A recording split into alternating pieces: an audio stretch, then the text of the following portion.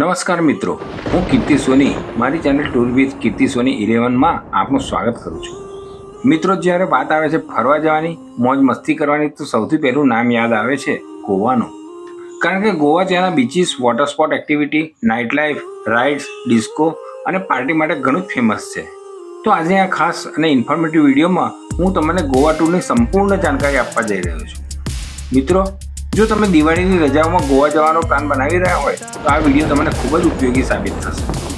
આ વિડીયોમાં આપણે વાત કરીશું કે તમે ગોવા કેવી રીતે જશો, અહીં સ્ટે ક્યાં અને કેટલો કરશો, અહીં ખાણીપીણીની શું વ્યવસ્થા છે, અને વિડીયોના અંતમાં આપણે જાણીશું કે અહીં ખર્ચ કેટલો થાય છે. તો ગોવા ટૂર સંબંધિત પૂરી જાણકારી માટે વિડીયોને એક વખત પૂરો જોજો. જાણકારી પસંદ આવે તો વિડીયોને લાઇક, શેર અને ચેનલને સબસ્ક્રાઈબ જરૂર કરશો. તો ચાલો મિત્રો, આજે આપણે જઈશું ગોવાની સુંદર અને ફેમસ જગ્યા નોર્થ ગોવા. તો મિત્રો, ગોવા બે ભાગમાં વહેંચાયેલું છે, સાઉથ ગોવા અને નોર્થ ગોવા. મિત્રો, આ બંને ભાગમાં બીચીસની જો વાત કરીએ તો અહીં ઘણા બધા બીચીસ આવેલા છે, પણ આજે આપણે વાત કરીશું એ બીચની જ્યાં તમે ગોવા આવવાનો પૂરેપૂરો આનંદ ઉઠાવી શકો. તો આજે આપણે વાત કરીશું નોર્થ ગોવાની. સાઉથ ગોવા શાંતિપ્રિય બીચીસ માટે પ્રખ્યાત છે, જ્યારે નોર્થ ગોવામાં મોટે ભાગે સહેલાણીઓ મોજ મસ્તી કરવા અહીં આવે છે. તો મિત્રો, ગોવા જવા માટે જો તમે બાય ટ્રેન આવતા હોય તો આ એક ઉત્તમ અને બજેટ ફ્રેન્ડલી નિર્ણય છે. નોર્થ ગોવા જવા માટે સૌથી નજીકનું સ્ટેશન થિવિમ રેલવે સ્ટેશન છે, જે બાગા બીચ અને કલનગઢ બીચથી 20 થી 22 કિલોમીટરના અંતરે આવેલું છે. આ સિવાય તમે મડગાંવ રેલવે સ્ટેશન અને વાસ્કો ડી ગામા રેલવે સ્ટેશનથી પણ ગોવા આવી શકો છો. આ બધા જ રેલવે સ્ટેશન માટે તમને શહેરના પ્રમુખ રેલવે સ્ટેશનથી ટ્રેન મળી જાય છે. પણ આપણે જવું છે નોર્થ ગોવા, તો તેના માટે ફરજિયાત તમારે થિવિમ રેલવે સ્ટેશન પર જવું પડશે. કારણ કે મડગાંવ રેલવે સ્ટેશન અને Vasco da Gama railway station south ગોવામાં આવેલા છે. આ સ્ટેશનથી બાગા બીચ અને કલનગઢ બીચ આવવા માટે તમારે 40 કિલોમીટરની વધારાની જર્ની કરવી પડશે. તો મિત્રો, થિવિમ રેલવે સ્ટેશનની બહાર આવતા જ તમને બાગા બીચ અને કલનગઢ બીચ જવા માટે શેરિંગ ટેક્સી, ઓટો કે પ્રાઇવેટ ટેક્સી પણ મળી જશે. જો તમે બાય પ્લેન ગોવા આવવા માંગતા હોય તો બે એરપોર્ટ આવેલા છે. એક એરપોર્ટ ડેવોલિમ ઇન્ટરનેશનલ એરપોર્ટ છે, જે સાઉથ ગોવામાં આવેલું છે, અને બીજું મોપા ઇન્ટરનેશનલ એરપોર્ટ છે, જે નોર્થ ગોવામાં આવેલું છે. મોપા ઇન્ટરનેશનલ એરપોર્ટથી બાય ટેક્સી તમે બાગા બીચ કે કલનગઢ બીચ આવી શકો છો. હવે વાત આવે છે સ્ટે કરવાની. તો મિત્રો, આ બંને બીચ પાસે ઘણી બધી હોટલ્સ આવેલી છે. અહીં તમે તમારી હોટલ જેટલી બીચની નજીક હશે તેટલો વધારે ચાર્જ આપવો પડશે.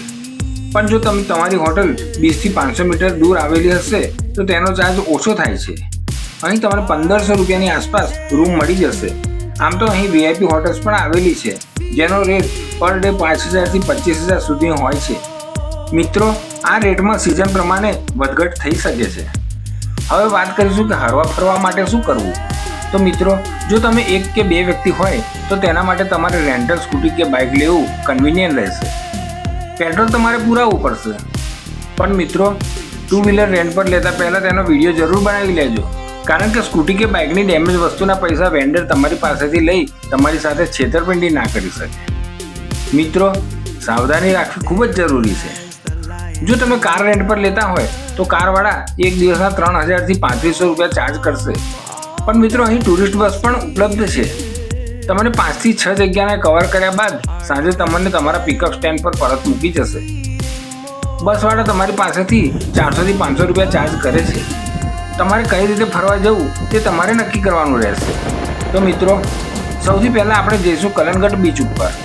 આ બીચ ખૂબ જ સુંદર અને શાનદાર છે. અહીં તમને ફરવાની સાથે પાણીમાં મસ્તી કરવાની પણ ખૂબ જ મજા આવશે. આ બીચ પર વોટર એક્ટિવિટી પણ તમે એન્જોય કરી શકો છો. અહીં તમે parasailing, banana boating, jet skiing વગેરે રાઇડ્સની મજા માણી શકો છો. મિત્રો, આ બધી જ રાઇડ્સ તમને પેકેજમાં પણ મળે છે. પેકેજનો રેટ તથા દરેક રાઇડ્સની ટાઈમિંગ પૂછ્યા બાદ જ નક્કી કરશો. મિત્રો, ટુરિસ્ટને મસ્તી કરતા જોઈને તમે એટલા બધા એક્સાઇટેડ થઈ જશો કે તમને પાણીમાં મસ્તી કરવાનું મન થઈ જશે. અહીં તમે ફોટોશૂટની મજા પણ માણી શકો છો. બીચ ઉપર ઘણી બધી રેસ્ટોરન્ટ પણ આવેલી છે. જો મિત્રો, અહીં બીચ પર બેસવું હશે તો તમારે ખાણીપીણી કરવી પડશે. જો તમે એમનેમ જ ખાલી બીચ પર બેસવા માંગો છો તો તેનો તમારે ચાર્જ ચૂકવવો પડશે.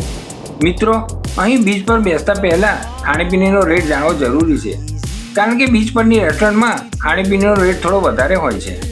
1-2 કલાક અહીં મસ્તી કર્યા બાદ આપણે જઈશું હવે સિક્વેરિમ બીચ ઉપર. આ બીચ કલનગઢ બીચથી 6 કિલોમીટરના અંતરે આવેલો છે. આ બીચ ખૂબ જ સુંદર અને મનમોહક છે. અહીંનો નજારો તમને મંત્રમુગ્ધ કરી દેશે. અહીંના કિલ્લાની બાઉન્ડ્રી પર બેસી ફોટોશૂટની મજા માણી શકો છો. અહીંથી સમુદ્રનો નજારો ખૂબ જ આકર્ષક લાગે છે. સાંજે સનસેટનો નજારો પણ મનભાવન લાગે છે. આ સિવાય બીચ પર તમે વોટર એક્ટિવિટી કરી શકો છો. અહીં થોડો ટાઈમ સ્પેન્ડ કર્યા બાદ તમે જઈ શકો છો અગવાડા ફોર્ટ, જે આ બીચથી 4 કિલોમીટરના અંતરે આવેલો છે. અહીં તમારે 25 રૂપિયા એન્ટ્રી ફીના ચૂકવવાના રહેશે. મિત્રો, આ પોર્ટુગીઝ કિલ્લાનું નિર્માણ 17મી સદીમાં ગોવાની સુરક્ષાને ધ્યાનમાં રાખીને કરવામાં આવ્યું હતું.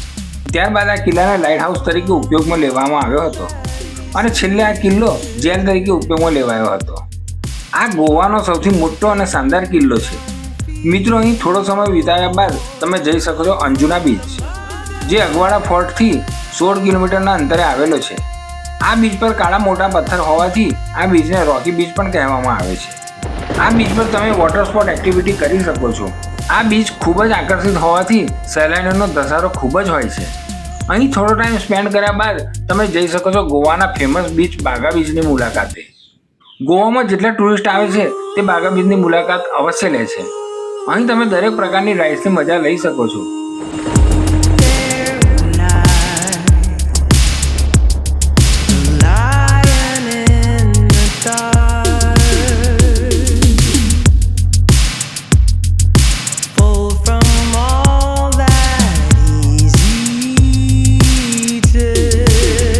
થોડો ટાઈમ અહીં સ્પેન્ડ કર્યા બાદ તમે જઈ શકો છો નોર્થ ગોવાનો છેલ્લો બીચ, જેને આરામબોલ બીચ પણ કહેવામાં આવે છે.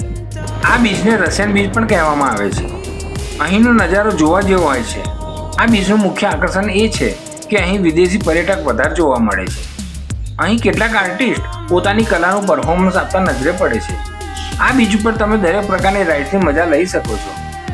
જો તમારે પેરામોટરિંગ કે એર સફારી જેવી એડવેન્ચર રાઇડ્સની મજા લેવી હોય તો તમારે પોલિયમ હિલ ટોપ પર જવું પડશે. ગોવામાં તમે પંજીમ જમ્પિંગની મજા પણ લઈ શકો છો. આ રાઇડ્સ તમને ખૂબ જ ઊંચા પ્લેટફોર્મ પરથી જમ્પ કરાવે છે. ત્રીજી રાઇડ્સ, જેને ક્યુબા રાઇડ્સ કહેવામાં આવે છે, આ રાઇડ્સમાં તમને ઊંડા પાણીમાં સમુદ્રની તળિયેની દુનિયા જોઈ શકો છો. હવે વાત આવે છે ગોવાની નાઇટ લાઈફની. તો મિત્રો, બાગા બીચ અને કરંગર બીચ રાત્રે રોશનીથી ઝગમગી ઉઠે છે. આ નજારો જોવા જેવો હોય છે. રાત્રે અહીં સહેલાણીઓ ડીજેના તાલમાં ઝૂમી ઉઠે છે. આ સિવાય તમે જઈ શકો છો ટીટોસ લેન, જેના માટે ગોવા ખૂબ જ પ્રસિદ્ધ છે. અહીં તમે માર્કેટમાં હરીફરી શકો છો અને તેની સાથે સાથે બિયર બાર, કસિનો ક્લબ અને ડાન્સ બારની મોજ લઈ શકો છો. ગોવામાં એન્જોય કર્યા બાદ તમને લાગશે કે તમે ગોવાની પૂરેપૂરી મજા લઈ આવ્યા. મિત્રો, હવે વાત આવે છે ખાણીપીણીની. તો અહીં ખાણીપીણીની કોઈ ચિંતા કરવાની જરૂર નથી. અહીં નોનવેજ અને સી ફૂડ રેસ્ટોરન્ટની સાથે સાથે પ્યોર વેજ રેસ્ટોરન્ટ પણ મળી જાય છે. પ્યોર વેજ નોર્મલ ડીશ તમને 150 થી 200 રૂપિયામાં મળી જશે. હવે વાત આવે છે કે ગોવા ક્યારે આવવું. તો મિત્રો, ગોવા ફરવા માટે મોન્સૂન છોડીને તમે ગમે ત્યારે આવી શકો છો. ઓક્ટોબરથી જૂન મહિના સુધીમાં તમે અહીં આવી શકો છો. હવે વાત આવે છે કે તમારે અહીં કેટલા દિવસનો સ્ટે કરવો પડશે અને તેની સાથે ખર્ચ કેટલો થાય છે.